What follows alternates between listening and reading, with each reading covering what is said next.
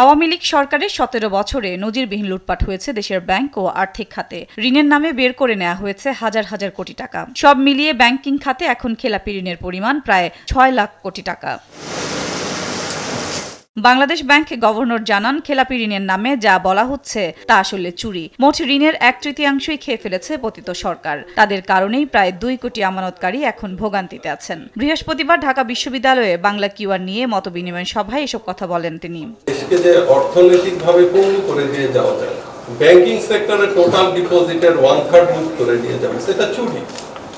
এটা কোনোভাবেই non performing loan না, যেটাকে আমরা হয়তো অ্যাকাউন্টিং এর ভাষায় এনপিএল বলছি। খেলাপি ঋণ কমাতে 18 মাসের পরিকল্পনাও জানান গভর্নর। বলেন, বুলেট পেমেন্টের মাধ্যমে এক্সিটের পাশাপাশি সংসদের আগামী অধিবেশনে 2টি আইন পাশের উদ্যোগ নেওয়া হয়েছে। 18 মাসের পরিকল্পনা নিয়েছে।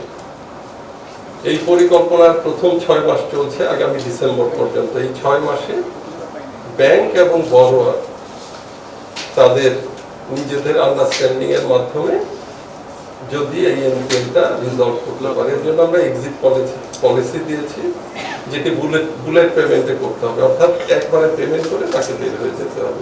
গভর্নর বলেন, বেসরকারি খাতে বিনিয়োগ বাড়াতে 60,000 কোটি টাকার প্রণোদনা প্যাকেজ ঘোষণা করা হয়েছে, যা সেপ্টেম্বর থেকে বিতরণ শুরু হবে। 5,000 তরুণ উদ্যোক্তা তৈরির পরিকল্পনাও জানান তিনি। বাংলাদেশের ভালো ভালো উদ্যোক্তা যারা আছেন, এটা ব্যাংকিং সেক্টর বা অন্য কোনোভাবে বাছাই না করে, যাতে কোনো প্রভাবশালী কারো প্রভাব সেখানে না থাকে, তার জন্য আমরা চেষ্টা করব যে সাকসেসফুল উদ্যোক্তাদের জাজ হিসাবে নিয়ে আসতে। বাংলা কিউআর শুধু লেনদেনের ক্ষেত্রেই নয়, দেশের অর্থনীতি ও আমূল বদলে দেবে বলে আশা জানান গভর্নর।